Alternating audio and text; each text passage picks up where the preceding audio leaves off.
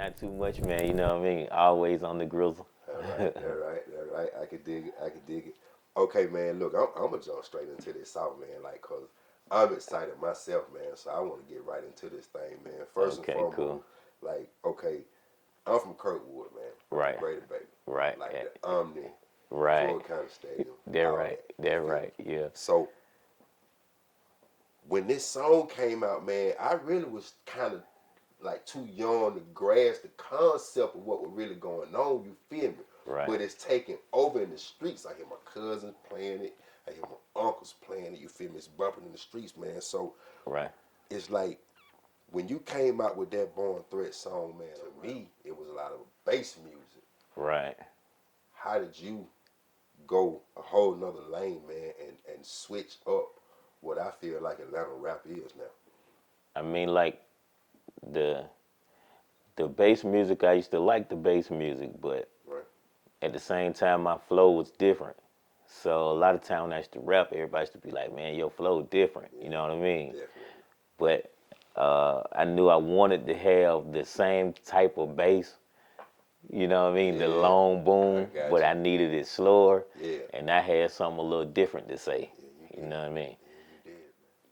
It wasn't easy for us Southern rappers back then. There wasn't a lot of that going on, man. Like you a real pioneer. Right. Stepped out there and made that thing happen, man. I appreciate that. I appreciate that. What was the music scene like in Atlanta around that time? Um, Actually, then there really wasn't a lot of spots where you could go rep. I Mm-hmm. mean, I guess it was some clubs that would let you, Yeah, but it wasn't really a lot of spots you could go rap. And then the dress code was different and everything because even it's going inside of some of those clothes, you had to have on hard bottoms and you had to have on a dress shirt. You know what I mean? So it mm-hmm. wasn't a lot of spots. The spots that were available, it's like they still wasn't familiar with saying, okay, stop the party, give Yeah, him the mic, and right, let him right, rap. You know what I right, mean? right, right. But it was like shout out to a lot of ATL pioneers that was already walking through that gate before me, which was Sammy Sam and Kilo, and Okay. you know what I mean, Yeah, Shadi yeah, and Raheem, yeah, them doing their thing, kind of walking through that gate before me, and making it where people used to appreciate a dude grabbing the mic and then rocking the party and everybody getting lit. You know what I yeah, mean? absolutely. So the music scene back then, it's like we basically started carving out what was going to become Yeah, the music scene. You know what right, I mean? right. Cause other than like what Illusions, 559, Yeah, and Sharon Showcase, yeah. and what Definitely the remember Gate, Sharon. and it was the Gate. You Yeah, know what I New mean? Gate, Columbia And Drive. yeah, Yeah, and the bounce. yeah. It was like those were our staples on saying, okay, You feel me? if you finna find some black urban music and really make, and then you had pop up clubs on the east side that was all sprinkled all through that. You know what I Yeah, mean? yeah. Cause you had platinum and all of this Oh yeah, that came and went. You know what I mean? yeah. Hmm. Definitely, definitely. I want to know where you came up with the name Mr. Ku, Dolla. How you come up with that, brother? I mean, Mr. When I started, man, my name was mr.ku. You know what I mean? Shout out to my people, Mill Truett, but that's who was managing me. And he was like, man, I don't really want it to be sinister or gangster. You know what I mean? I really for people to respect you when they call you. So, Yeah, you know what I mean? So that's yeah. how we got to Mr. Ku. You know what I Okay, mean? I got you. Yeah, and then a couple of my people, man, especially moving around in the streets, everybody know I was all about figuring out how to put together a hustle for myself, but also create other people. Mm-hmm. So that's how I kind of came into that whole thing with the name Ku Dolla. You know what I mean? Got you. Mm. Around that time when you came up with the Born Threat song, what year was that? That was the summer. I want to say that was the summer of '95 when we had the song ready, but we actually released the song in '96. 95, 96. Six, yeah. Got you, got you. Okay, okay. So can you kind of, for the people that aren't from Atlanta, or maybe wasn't born in that particular era, Era, can yeah. you paint a picture of the Atlanta scene for them, just to For give them a glimpse of I mean, the real then, Atlanta? yeah, cause I mean, then the Atlanta was, especially when it was time to go out for the nightlife. Then you could go to the club and it'd be shoulder to shoulder, and everybody party and dance. You know what I mean? Right now it's like dudes on this side, girls on this side. They got their tongue stuck out. They throwing up their gang sign, and don't none of y'all look like y'all finna mix and mingle. Goddamn it, you know, or something. But and nowadays it was like it was cool to be able to push up on the girl and get behind her and let her dance on you and kick it. That was one part of the scene. Yeah. The other part of the scene was on the turf. It was real life trap going on. You know what I mean? Where it was certain blocks you couldn't be there. You ain't got no business pulling up. You finna get your bum took. You finna get your money took. You finna get took. You know what I mean? So yeah. So you know what I mean? That was another part of Atlanta because I look at how they tore down all the projects and rebuilt everything, made it all cute and made it all beautiful. But I'm like, man, these are some of the roughest areas people would ever want to have to grace. You know what I mean? Absolutely. I mentioned that myself, man. It's like, you know, the I guess the gentrification, what they doing. Yeah. And it's like, man, if you only knew Right. what has taken place on these blocks. On these blocks, man. How did you end up doing music from the east side of Atlanta, from Scottsdale? What was your influences? How did you even sit down and think of that? Like, you know what, man, I think I want to give this a shot. Right. Um, from one side of it, you know, a lot of us come from church backgrounds. And then I come from a family of musicians because, you know what I mean, that comes from moms and pops.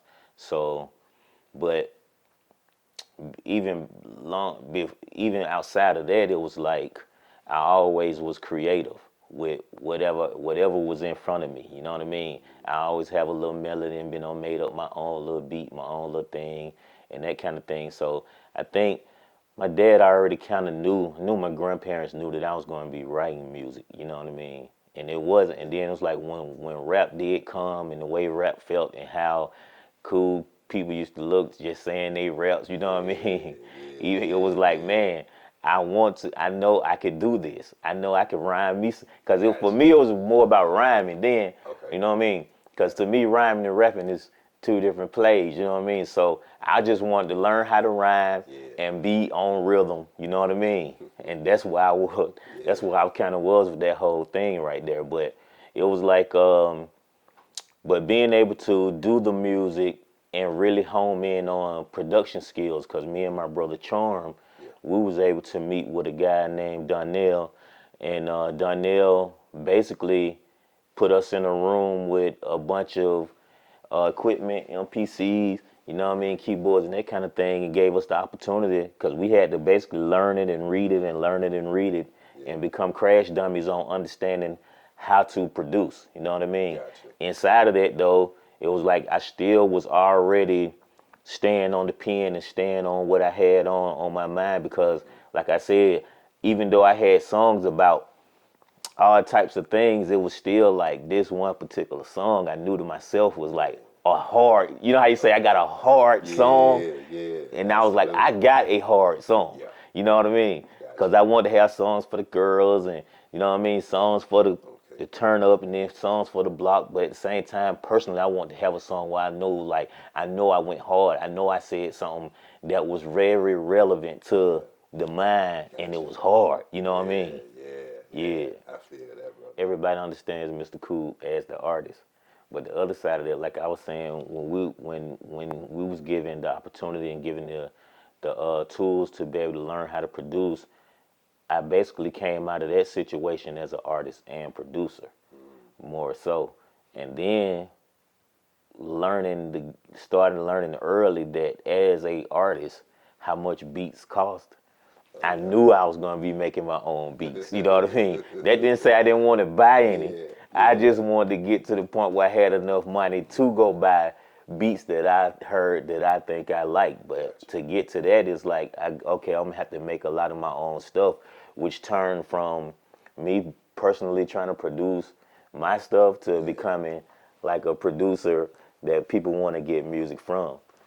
Cause I was never thinking to myself like, oh yeah, let me make these kind of beats for this artist or these kind of people. So when, you know what I mean, it was always let me make the next dope beat so I can smash it. Yeah, got you. Self motivated in that thing. Right. What other success have you found since you started in the game? I mean, cause from one side of it, you go through your monetary moments where you like, this is monetary success, you know what I mean? This gonna be great. And then you have the other successes where you go through personal things in life as far as kids and all of their personal gains and things they've done and accomplished, you know what I mean? Absolutely. But most of the time, I don't know. It's like you weigh success according to what makes you happy. That's how I feel. Yeah. Cause if you don't, then somebody else gonna weigh it for you. Yeah. You know what I mean? Cause you always hear people look at some dude that's in some kind of car, some kind of suit, and be like, "That's a real man." You know what I mean? Opposed to, so dude who's standing over here at the bus stop, Right. dressed in his uniform for his job, he not Right. what you know what I mean? Yeah. So What is it? yeah, so it's Gotcha. like the success on how people look at things is the defining of it be so thin, you know what I mean, that I just hold that to myself as personal gains and personal successes, you know what I mean? What I feel like was great and something happening in my life, you know what I mean? I definitely feel that. Is there a way that you prepare your production based upon certain artists, or If if I've never worked with you before, then chances are I'm gonna let you kind of come in and, you know what I mean, pick through what's going so we could try to feel for that vibe.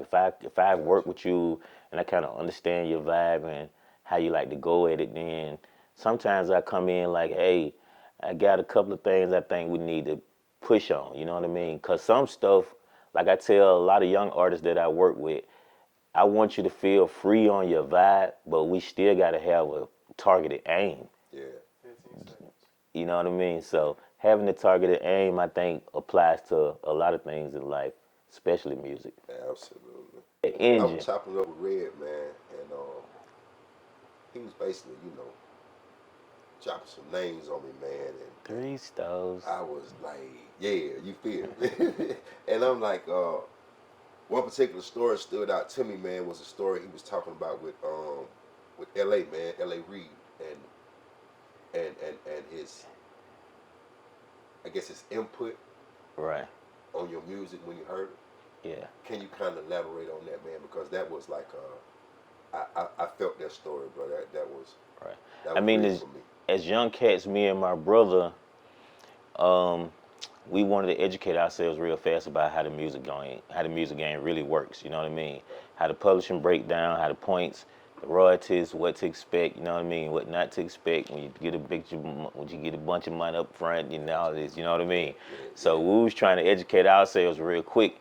First thing we started learning about was, okay, we was making beats that had samples. So the first thing we learned was, oh, nah, you can't use this. You gotta pay for it and clear it. Mm, So that's when we went into the hand of, okay, we play keys and melodies, and we started basically writing and playing a lot of our own keys and melodies and stuff. So when we were trying to get a situation, shout out to Bobby Brown too, because that's when he was over at Bosstown, that's currently is Stank on your studios now. okay. You know what I mean? Wow. But so when we was over there actually rocking with Bobby and Styles, we was trying to make some stuff happen. But we was getting some of the tracks and stuff. We were getting our tracks and stuff in front of select people. You know what I mean? Yeah. And LA was one of the people that heard the stuff and was like, "Wow, man, this stuff it really sounds good." And they're playing their own original keys. You know what I Yeah. mean? And so to hear it, especially that young, to hear it then, it was like, oh, okay, we on to something. We on, Yeah. you know what I mean? We headed in the Absolutely. right direction.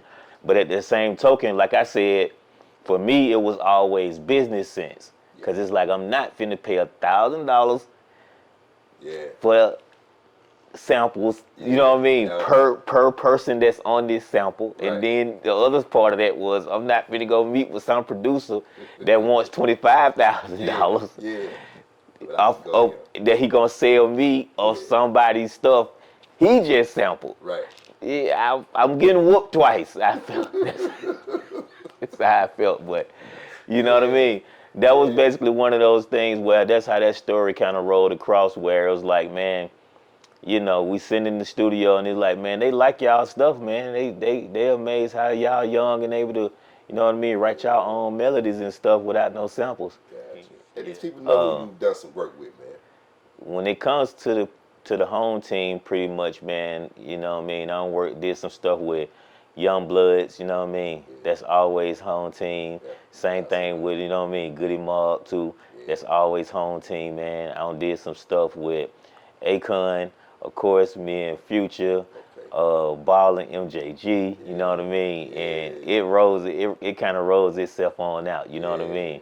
So pretty much some of everybody, man, that I don't have the chance to meet their acquaintance, we don't got in the lab and we don't made something pop some kind of way. If it's beats, if it's hooks, if it's something, we getting it going. You know what I mean? Yeah, we're gonna get something going. So yeah. Man.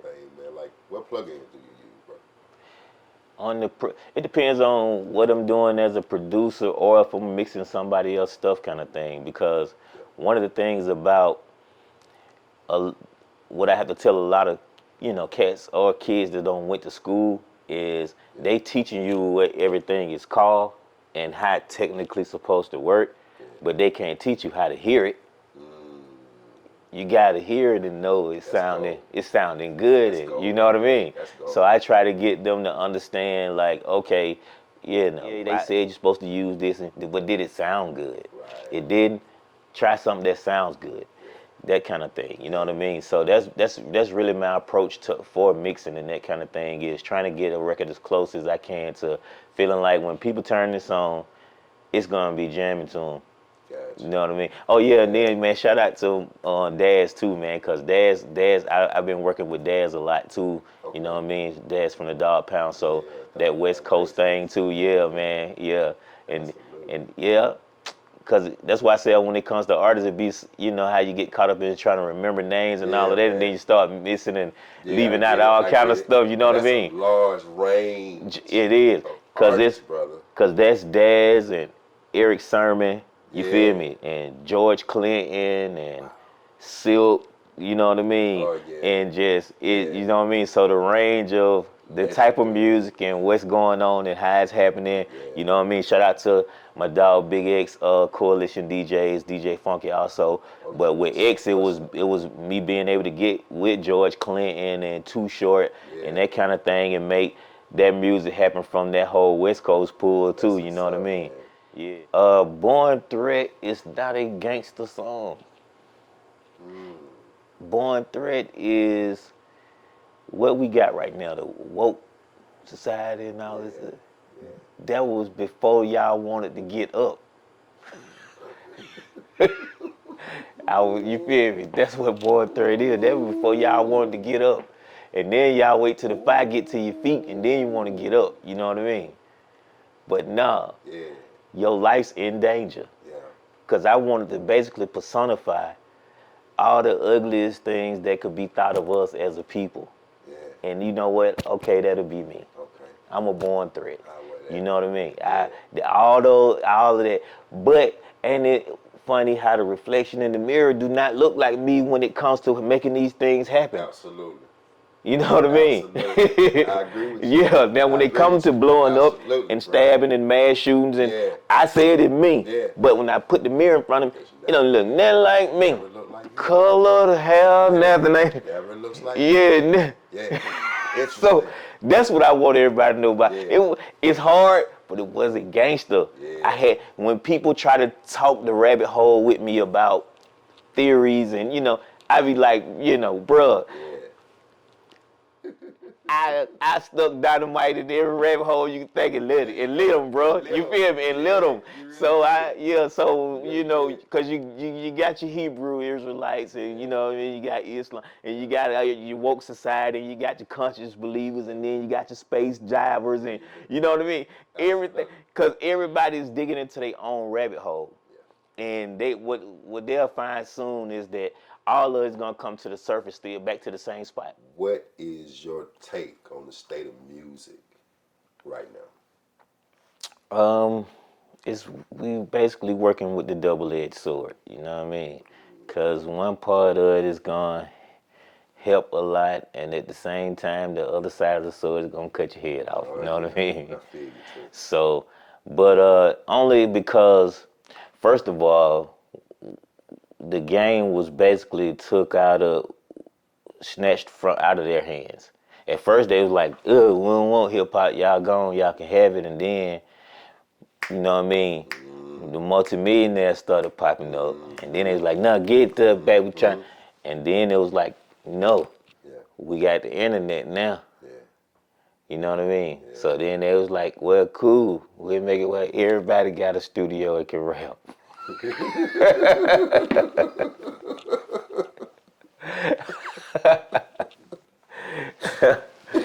You right though. That's basically what the state of it is Yeah. on both sides of it. So it's like now you are not really an artist of the mic more than you are a artist of yourself. Cause now your personality, your likeness, the way you live your day to day, all of that becomes part of the canvas. Yeah. The canvas was just let me go ahead and say this on this mic, Absolutely. and then they gonna put it out, show y'all the cover, Yeah. and that's pretty much it. Y'all won't know nothing until you seen some interview. There you go. But now it's like, no, we see an interview of your life every day if you posting every day. Right. So those that understand it have understood how to take that and monetize it.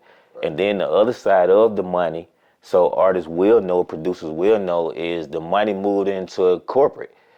You know what I mean? So, and when the money moved into corporate, it was like, okay, now it's big brands, it's TV commercials, it's movies, it's syndicated TV shows. Yeah. All of this want good music and they want hot content, but they want it to be authentic. The other part of that was the authentic stuff came from real people out the streets. Yeah.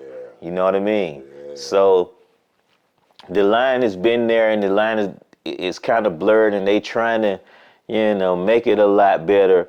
But if you're looking for what happened to the music and where it is to be prosperous, especially if you're an older artist and producer such as myself, then it's going to be in syndication and sync licensing and being able to make those kind of moves on what you're doing with the music. If you're a younger artist, then like I said, the whole fabric of who you are and what your story is basically what becomes your canvas, because people fanfare is over with. People are not sitting around talking about I'm waiting on such and such a new album to drop. Right.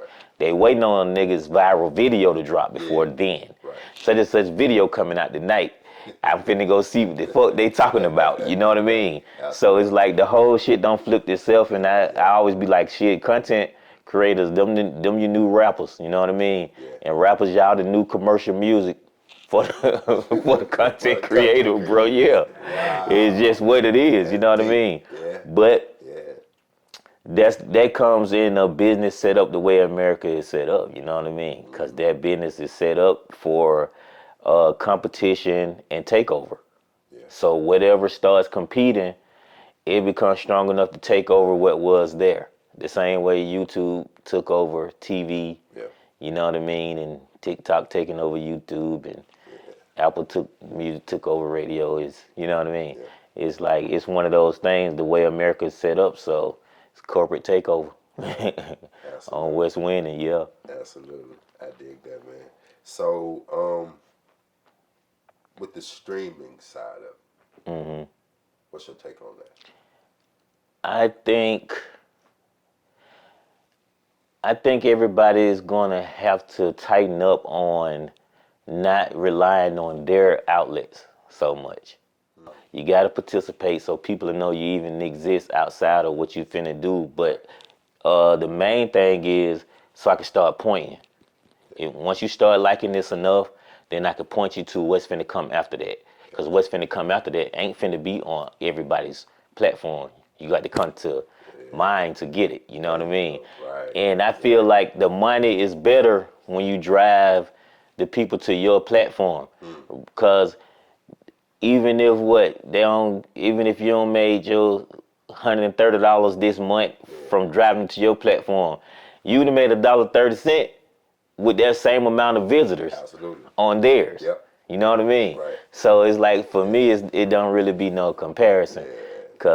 So that's where I think streaming is. Is it a bad thing?